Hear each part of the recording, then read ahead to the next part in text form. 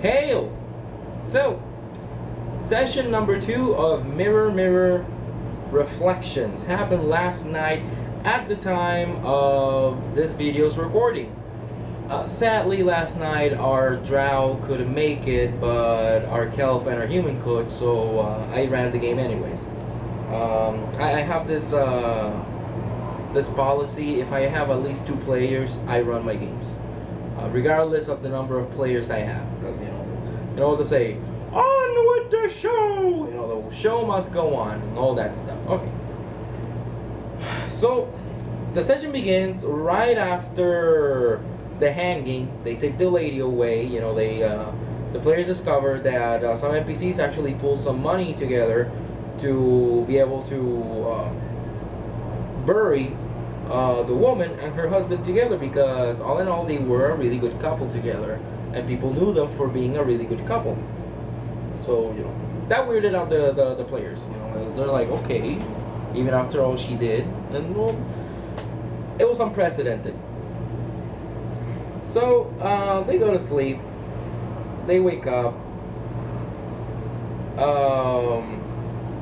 Before they do that, however, they ask Duke Drummond, their boss, to talk to the prince that was in town to see if they hadn't seen anything weird on the way there. Because they're still looking for the red-haired woman, and to some extent the guy with the book. So they tell them, oh, okay, go to the manor at night and we'll see if we can give you the information, and they do. At night, I told them, a little kid comes in and says, "My lord told me to tell you that nobody," and then he left. And I'm like, okay. So they didn't see anybody. All right. So they're in the area. They're gonna head back to their barracks, and I tell them, oh, roll a perception check. They roll it. The Kelf was enthralled by the starry night. She failed, and the human slayer, he rolled really well. Like, he was rolling really well to some rolls, and like really bad to a lot of other rolls, but I was doing the same. His rolls were usually 18s above or 4s and downs, and during the session the same thing happened to me. I was rolling 6s and below and 18s and above. Like, I remember I once rolled a reflex save for 3 different NPCs, and they got in order 4, 5, and 6 in the rolls. So yeah, it was a weird session with those numbers.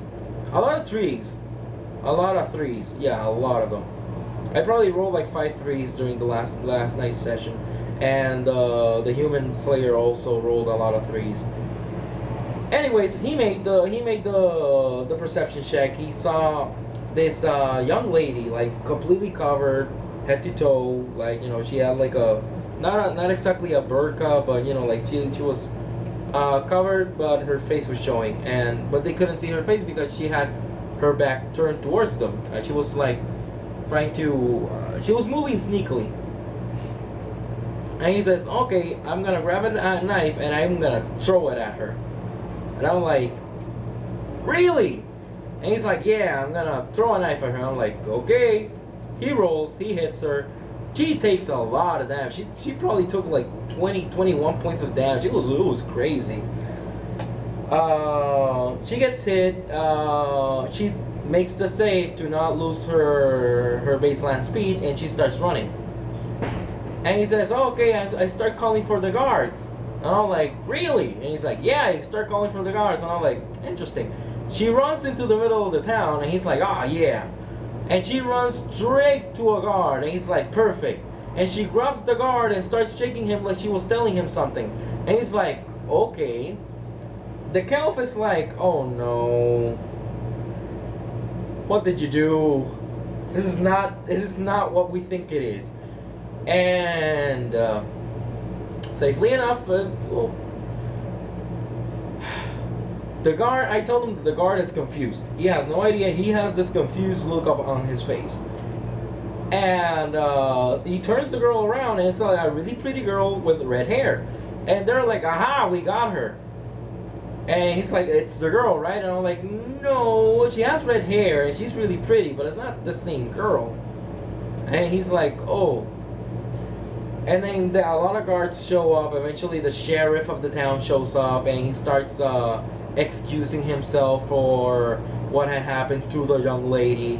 Then the prince and Duke Drummond arrive, and the prince like scolds Duke Drummond because of what his troops did.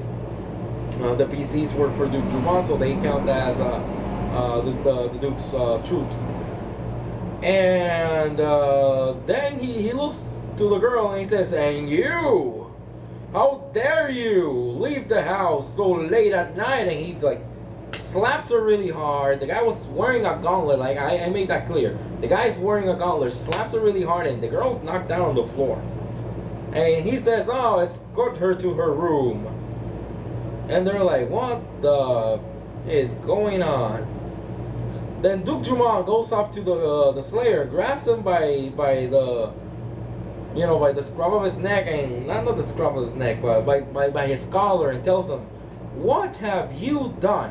Do you have any idea who that was? That was the daughter of the prince. Are you mad?" And he's like, "I didn't know. I was trying to be careful. She looked suspicious." And Duke Drummond tells him, "You know what? You're right. I can't really fault you for that. It was a misunderstanding, and you are doing your job, and you are doing it well." Then it occurred to me, he already punched the prince, not the prince, punched the son of the prince, and stabbed the daughter of the prince in the back. And I'm like, okay, so Duke Drummond tells you, if you can get the prince without anybody noticing and get away with it, I'll give you a bonus. But this is me, game master, thinking on the side, like, you already got the daughter and the son. If he also gets a cheap shot in on the prince, I'll give him a bonus, like a couple of gold pieces for his trouble. He was in for it. Anyways, after that they go to sleep. They wake up. Before that, Duke Drummond tells them that there's gonna be some festivities, right? Because they asked him, "Hey, can we go out? Because we need to investigate the red-haired girl and the guy with the book." And he says, "I'm sorry, no can do. My hands are tied. You guys need to stay here because you guys have to run interception, because apparently word is spreading that there's gonna be an assassination attempt on the prince, and I don't want that on my head, because the even higher nobles are gonna have it in for me if the prince dies." So they were like, "Okay, we'll take care of the town. We'll take care of the town." Okay, so they go to sleep. They wake up. I had planned for them, for the Duke to eventually run up to them and tell them that some books, some very important and occult books, were missing from his library, to get them intrigued that some very important books were missing. But something happened. I'm gonna go into that soon, right? So the Caliph and the Slayer, they wake up and they decide to go on their separate ways. Like split up for a minute. The Slayer was gonna do some things, and the Caliph was gonna do other things. Let me explain what the Slayer did first. It's like, I'm gonna search around town. I want to see if I find out anything on the red-haired girl, if anybody has seen her. Like, I'm gonna go door to door. Now, he doesn't have diplomacy trained, and gathering information is a diplomacy skill. But I have a house rule called averaging skills, which you take your really high skill and you take a low skill and you average them out, but you have to role play in a way that it would make sense to use that higher skill to aid in the lower skill. So he has bluff high, and he told me, "Okay, I'm gonna bluff to gather information." I'm like, there we go, okay. And he's like, "Okay, I'm gonna disguise myself as a matchmaker, and I'm gonna see if anybody was a family member of either the red-haired girl or the guy with the book. And I'm gonna say, oh, I'm a matchmaker. I'm trying to find them suitable bachelors or bachelorettes for them. And I'm like, okay, that's a good bluff, and you can definitely gather information like that. Roll it. And averaging the skills, he got a higher skill with his diplomacy skill, and he did it. He actually got a young, not a young woman, an old lady that told him that her cousin Noah was staying at her house, but he left a couple of days ago. He left up north, and he arrived like 2 weeks prior. And they're like, okay, he takes the name of the town, which is in my notebook right now. I forget which one it was, the name of the town, I mean. And he's like, okay, I have a lead. Eventually, when we get all this week sorted out, let's go to this town and find out what's going on. And they're like, and he's like, okay, he thinks about that. No? Now, on to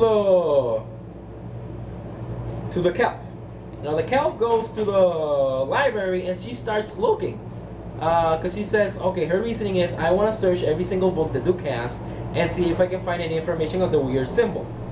Sigil of the Gates, if you forget what it was, look it up.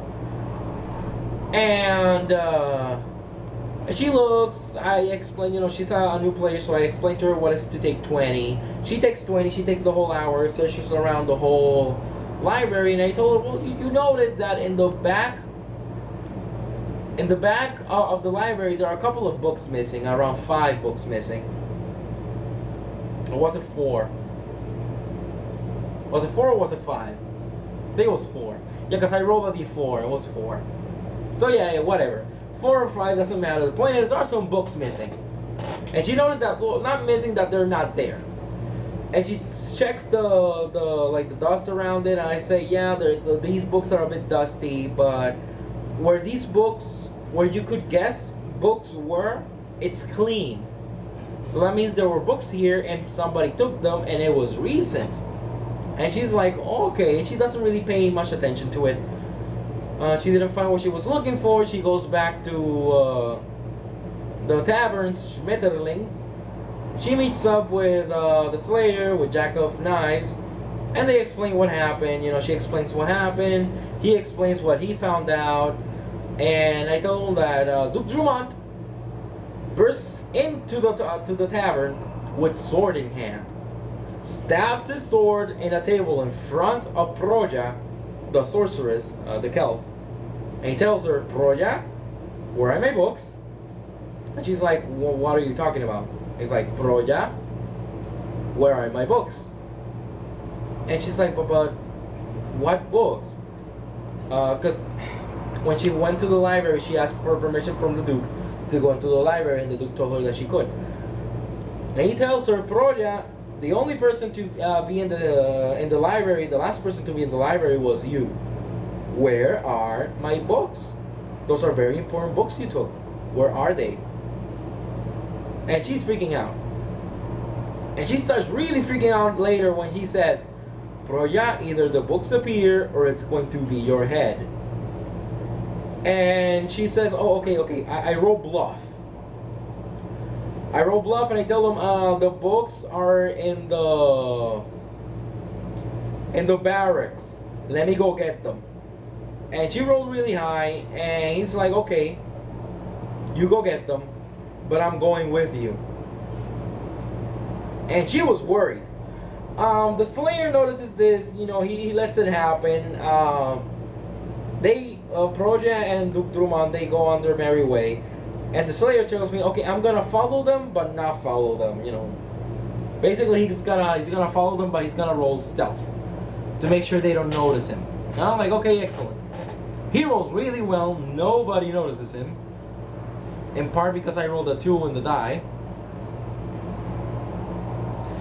And they get to the barracks. The barracks were empty. Proja, she looks in her things, knowing that there's nothing there. And the Duke is, Proja, what is taking you so long? Give me the books. And then the Slayer tells me, out of game. I have the Slayer talent that lets me study someone for 1 turn and then do a death attack. And I'm like, okay, you want to kill the Duke? And he's like, no, no, no, no, no.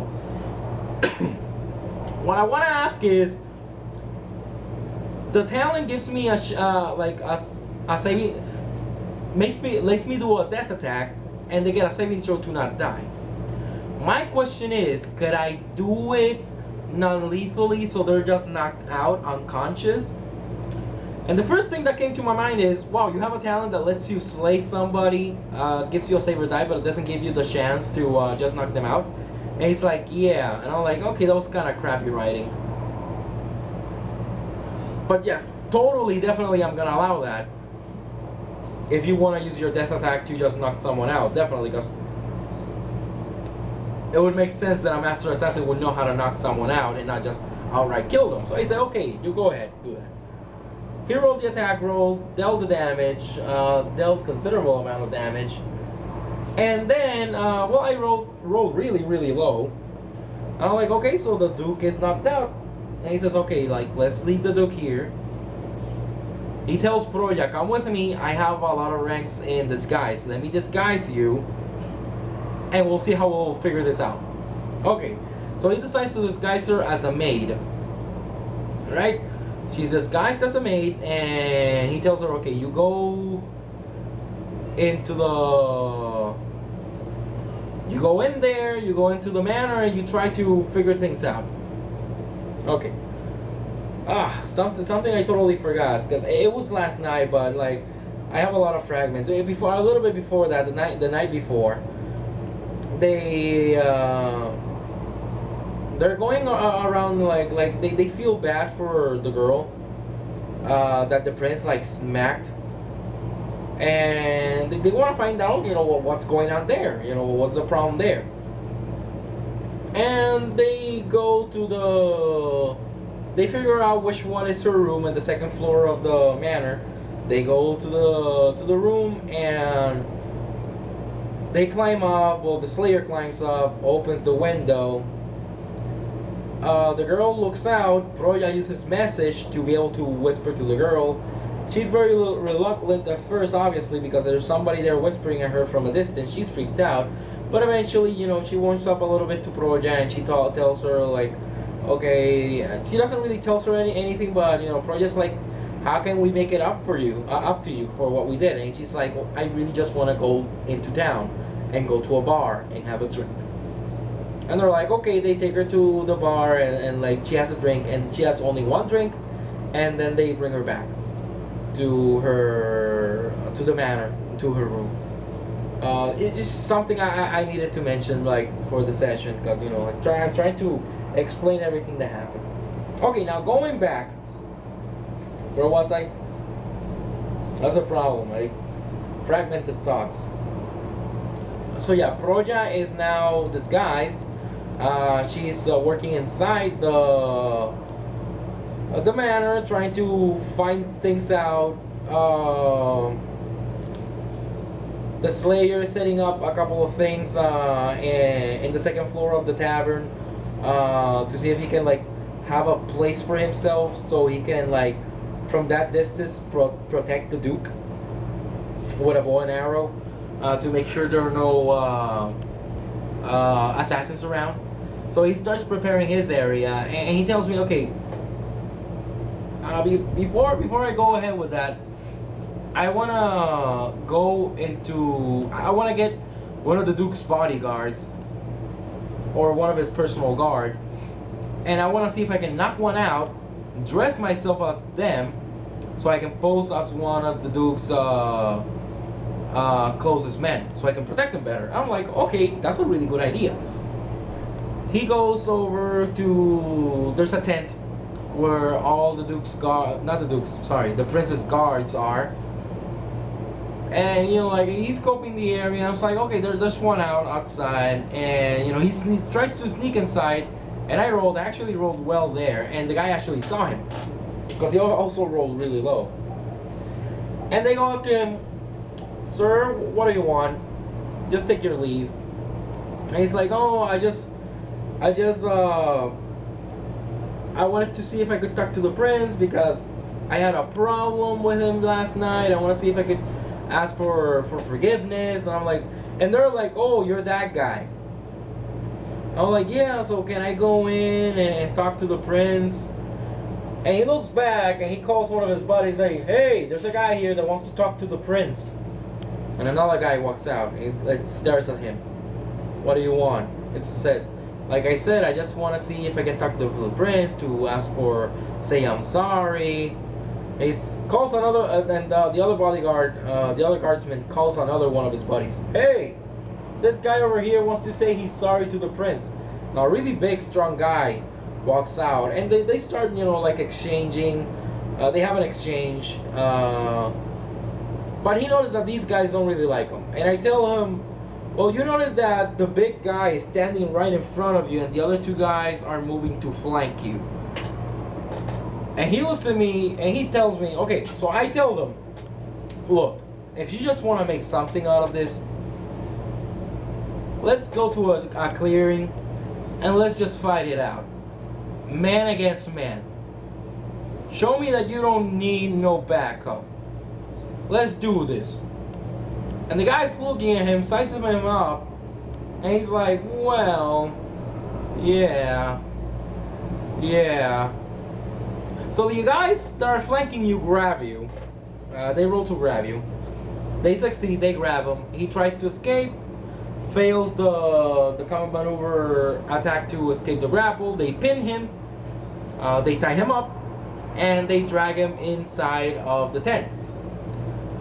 And the big guy tells them, hey, look who's here, the guy that stabbed the prince, the daughter of the prince in the back. And I tell them, you notice that they're all taking off their armor. They're just leaving, they're just, they just have their pants and nothing else. And they go around you and they start pummeling the living bejesus out of you. And they just give you a big pummeling. And that was it. Just like a lot of non-lethal damage. Not enough to knock him out. They stand him up. They cut the ropes. I told them, like, well, they were beating him up, that they're saying, how dare you do that to the daughter of the prince? You have no idea what she goes through every single night. You have no idea how hard she has it. You have no idea how difficult life is for her. You know, like, they're just wailing on him. And he realizes, okay, these guys are hurting me a lot. However, I just found out information. The daughter of the prince has it bad. And I done goofed. They pick him up, clean him, they send him on his way. He says, buddy, we don't want you around these areas anymore. And he's like, okay. So then he goes to his post. He starts like looking at the area. Proja, on the other hand, is just searching the whole library. She goes to the index cards of the library to see if like the books in the back are there. I tell them they're not there. All the books in the front are in the index cards, but the books in the backs are not there. And she's like, okay. She goes to the books in the back and she's like, okay, what are these books in the back? Alright, you open them and you notice it's a lot of occult things, how to summon demons, how to pact with demons and stuff like that. You know, a lot of bad occult dark magic stuff. And she's like, oh, okay, that's weird. And she keeps searching around. So the Slayer is like, where would be a really prime area to shoot someone? Because he's already in the tavern, but there has to be someplace better. I told him, well, there is a chapel in town and there has a bell tower. And he's like, okay, I check the bell tower. Roll your perception check. He rolls a perception check and he notices that there's somebody taking down a bell. There's somebody taking down the bell from the bell tower. And it's like, somebody from the Ecclesiarchy is the one doing this. Is the one that is gonna hit the prince probably. That's what he guessed, right? So he's waiting for Proja. He doesn't find Proja. And you're like, you know, it's nighttime at this point. And he goes to the manor. He sees Proja there, and Proja explains that she actually found out something interesting. She actually went into the Duke's into the Duke's room, and inside the Duke's room she found out that, you know, another box with index cards, and among those index cards she found out, you know, the listings for those occult books. And she asked me, did I find the listings for the books that were not there? I'm like, yes and no. You don't find anything with names, but you do find a lot of esoteric and weird symbols on the index cards. Like, like, oh, 1 and 1 together. The Duke is doing something very, very shady here. I'm like, oh, maybe. They meet up and they're like, okay, Proya, the Slayer tells Proya, you still have to keep hiding as a maid, because eventually I'm gonna go directly to Duke Drummond and ask what is happening. Because neither of them liked where this was going. So in the next couple of days, Proya spends her time like hiding. The Slayer, Jack of Knives, actually finds another Jack. He's named Jack because he's part of a secret organization of the Jack of all trades, and each one is specialized in one trade, be it all trade as in weapon, be it as knives, bows, arrows, stuff like that. Okay. So he finds another Jack. He's called the Jack of Arrows, and he's like, oh, is this guy the assassin? So he actually confronts the Jack and he asks them, do you have any jobs around town? Like, do you have any mark? He's like, no, actually, I'm looking for a job. And he's like, oh, okay. Even better. We don't have to have an altercation here. The Jack of Knives waits for a sound check from the prince to, see how his voice projects in the town. He was waiting to see if anybody was gonna assassinate him there. Goes off without a hitch. Everything went fine. Then the next day,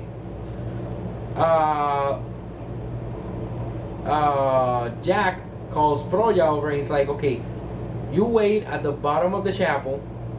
There's probably gonna be guys in the bell tower. Okay, anything happens, you start shooting fireballs and summoning creatures up there. And she's like, oh, okay, he's gonna be in the second floor of the tavern. So the Duke starts giving his speech, and they notice that the speech is very peculiar because the Prince. The Prince starts giving his speech, and it's a very peculiar speech because he has his daughter next to him, and basically he's parading her, talking about how beautiful she is, talking about how she's still a lady, talking about how she's a blooming flower in the family, talking about that she's, like to the point that he actually mentions that she's a virgin. In front of everybody, that she is pure and stuff like that. That guy's weird. And like the players are very weirded out. And the prince announces that at the end of the year they're gonna have a tournament where fighters will go and fight, and the winner gains the hand of his daughter, who is very beautiful and pure. He does mention that the fights are to the death. So whoever goes in, 2 men walk in, 1 man walks out. Hopefully enough of them go, eventually they'll get beyond Thunderdome. Anyways, so the Duke is giving his speech, they're a bit weirded out. The Slayer rolls a perception check to see if there was anybody on the bell tower. I tell them, well, you notice 2 friars on the bell tower, and they have muskets, and they're pointing at the Duke. And not at the Duke, sorry, at the Prince. They're 2 friars with muskets, 2 friars with firearms, are pointing their muskets at the Prince. And he quickly takes his surprise round, shoots at one of them, screams to let everybody know what's happening. And I told him, well, roll initiative. One of the friars took a hit. It wasn't that big of a hit, but he still took a hit. So the order is the Slayer, the friars, and then Proya. That was the order of events. So the Slayer goes first, shoots another guy, falls to the floor. I told them, once you fall to the floor, to the first floor ground, you notice that the windows of the chapel open, and 4 other friars with muskets are pointing out of the windows. And they're pointing at the prince. Okay, so what's the order of events now? It's combat. Okay, so two of them shoot at the prince. Two of the friars shoot at the prince. They completely miss. I told them that the Jack of Arrows shot an arrow from his wrist bow to one of the friars in the bell tower. Actually killed them. I did that because, you know, only two players against a lot of NPCs, you know, to even the odds a little bit, which was whatever, because what happened later was very, very interesting. Proya, the first thing she does in the first turn is she casts Summon Swarm on the bell tower. So one of the guys is distracted. He actually saved against the distraction, shot against the prince. Also missed, because a lot of ones. One of the friars in the first floor rolled a 1 on the musket. And the musket blew on his face and actually killed him. Like, you know, like, misfire rules, you know, they're dead. Well, that guy is dead anyways. He took a lot of damage. The guy is dead. Then the second turn, that wasn't the surprise, and the surprise round. Then the second turn, yeah, like, Proya shooting the swarms was in the surprise round as well. Then the first turn, Proya uses fireball on the three other friars in the first floor, and those are the guys that roll 4, 5, and 6, and they were annihilated, completely killed. And then I told them, okay, the friar that is and the last one that is in the bell tower, he actually, cause Jack shot at him but missed, and after that he was out of arrows because he only had 3 arrows. He asked for exactly 3 arrows, and that's what he got.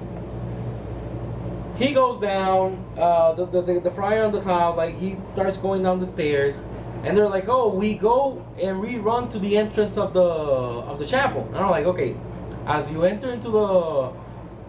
reach the entrance of the chapel, the doors burst open, and you see what appears to be a cardinal. A guy dressed as a cardinal riding on a nightmare. If you don't know what a nightmare is a black horse with fire hooves. And he starts running away. And Jack, the guy playing Jack, is like, well, this is not my problem. This is magic. I'm a slayer. I don't know anything about magic. You know what? This is not my problem. I'm out. I'm out. And Proya is gonna shoot at them, and I told him, well, when you're gonna shoot a fireball at the horse, it actually vanishes. And she's like, vanishes? And I'm like, yes, completely vanishes. She rolls successful knowledge of planes and figures out that nightmares can cast plane shift once a day, taking their riders with them.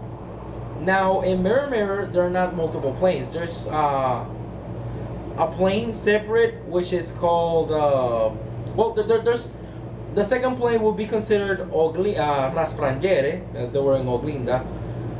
But the substrate would also be a plane. The substrate is the realm of spirits and the realm of dreams, all packed into one. So they don't really know where the guy went off to.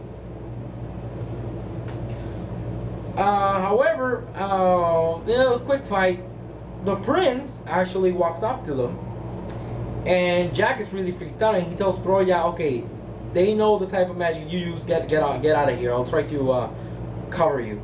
She's like, okay, she runs away.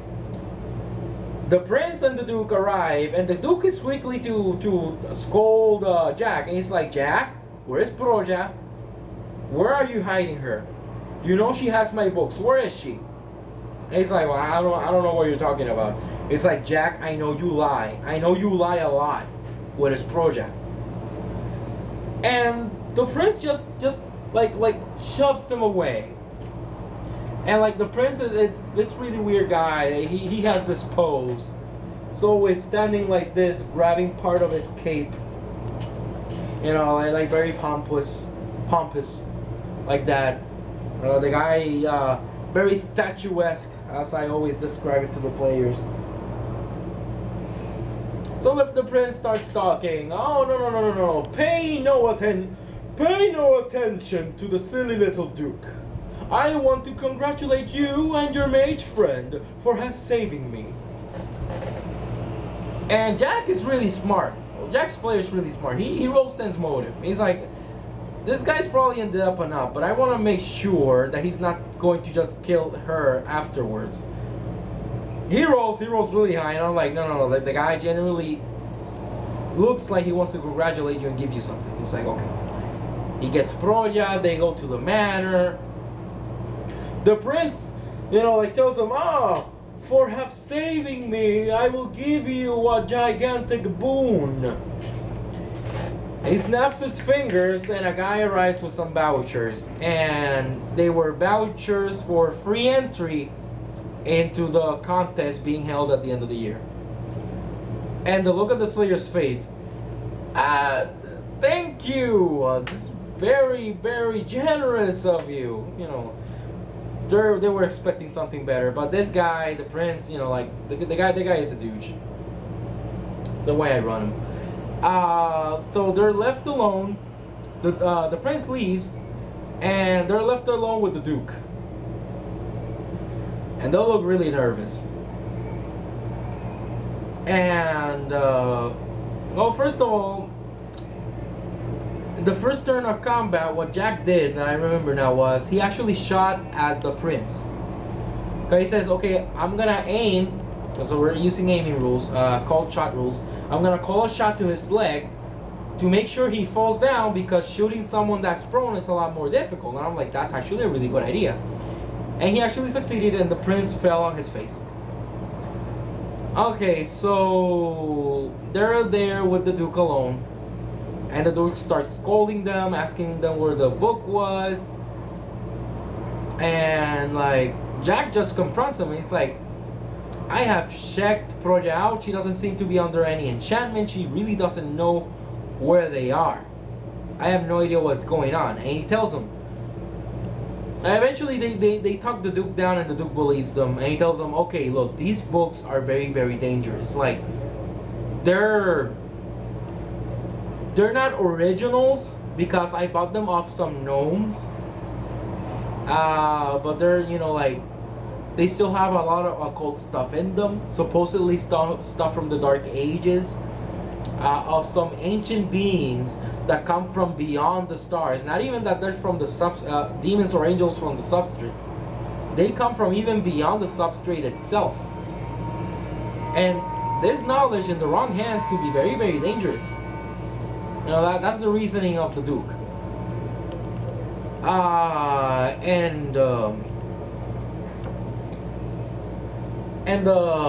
Again, Jack tells him, well, I don't know, we have no idea what happened. Maybe somebody else took them. And the Duke keeps saying the last person to be in the library was Proja. Was the last person that was in the library.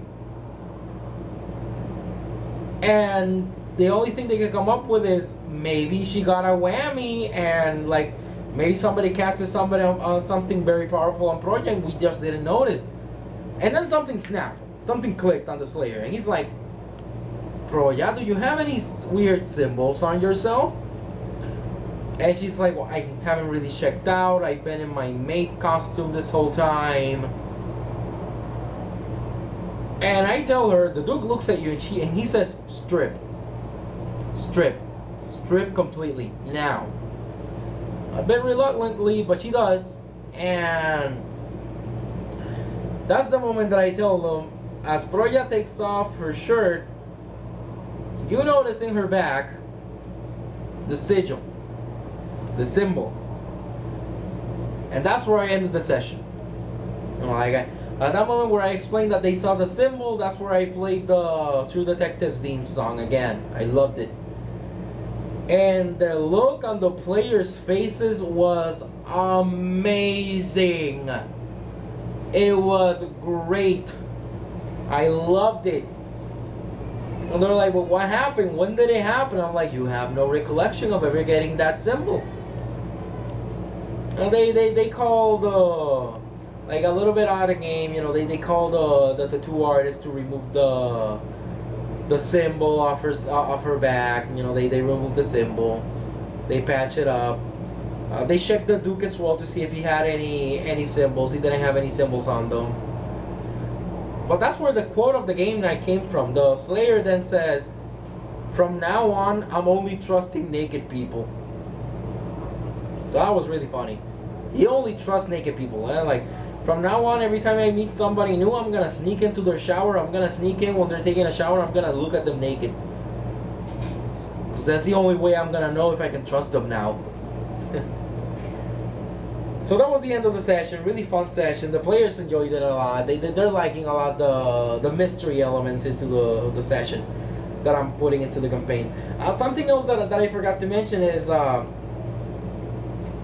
the night that Jack of Knives went into the manor to check up on Proya, he actually saw the daughter of the prince sneaking away to go grab a drink again. And he doesn't say anything. Like he sees her but doesn't tell her anything. He climbs into her window because, you know, a lot easier for him because the window's empty. Like the room's empty. So he goes in and he noticed that the girl's journal is in the room. And he said, "Oh, it's in the room." And I'm like, "Yep, it's in the room." And he's gonna use disable device to open the lock on the journal. And he fails. He took 3 tries, and I'm like, "Don't bother me with anything less than a 35. It's a really good lock." And like he fails, and eventually he rolls a 2. And he failed by a lot there. And I'm like, "You actually ruined the lock." I'm like, "I ruined the lock?" And I'm like, "Yeah, you ruined the lock. There's no way that lock is going to open." And he's like, "Oh, she's gonna know somebody tried to open her journal." So actually he sneaks out again. He goes to the locksmith. He talks the locksmith into repairing the lock. And he actually repairs the lock. And he says, "Dude, I owe you one." Which is the Miller, the guy that helped him out the first session. His war buddy. Goes back in, puts the diary on the where he found it. No harm, no foul. But you know, he was this close to have irreparable damage done to the journal, and that he was gonna get found out. So that was very fun. Another very interesting thing that happened during the session was that, you know, they make fun of the fact that, you know, they feel bad for the daughter of the prince because they found out from the guard that she gets beat up every single night. She gets physically abused. Like, Jack is like, she's not getting touched in a really wrong way, is she? And they're like, no, because that's actually her biggest selling point. Her father wants to sell her off as a virgin, so nobody is touching that. However, the prince is punching her and physically abusing her every single night. And they're like, you know, they feel really bad for this girl. But they make fun of the fact that, you know, that she's sitting down. You know, she looks really, really sad. Proja, when she was disguised as a maid, she went into her room and she cleaned up a little bit. And she noticed that she was just staring out into the window, very pensive. And I already searched for a couple of songs for that. And then Jack of Knives out of game says, "Oh, watch out, she's gonna break into song." And then I play Part of Your World from The Little Mermaid. And the players were almost in the floor laughing after I played that. Because like I always say, you know, you have to keep the fun, you know, because it's a very somber scene, but, you know, let's break the tension a little bit and let's have the players laugh it out for a bit. And they have fun of that. You know, like I sprayed a little bit of songs of Disney princess songs a little bit throughout the session after that, like, "Oh, in the distance you can hear," and, you know, "Let It Go" and stuff like that. They had a lot of fun with that. But they still understood the severity of the issue at hand, that, you know, that this girl was actually going through some really tough times. However, at the end of the day, Jack of Knives says, "You know what, this is not my problem. If she wants her dad to die, she only needs to ask me and pay me, because that's what I do." I'm like, okay. So that was the second session of Mirror Mirror Reflections. Hopefully next week our drow is gonna be feeling a lot better. She'll be able to play in the next session. And from what I hear, the first thing the players are gonna ask her to do is to strip, because they want to know if she has a mark as well. During this session, the draw was in NPC mode, and basically she was just traveling from one PC to the other PC to bring them stuff or to bring them information. It's like, oh, tell me what Proya is doing. She appear next to Proya, and then appear next to Jack of Knives, and to see what was going on. Really fun session. The players enjoyed it. I enjoyed it a lot as well. But until next time, guys, remember, rule number 1: always have fun. If you're the game master, make sure your players are having fun. And if you're a player, if you're not having fun, talk to your game master. Make sure everybody's on the same note, and you're gonna have a wonderful game.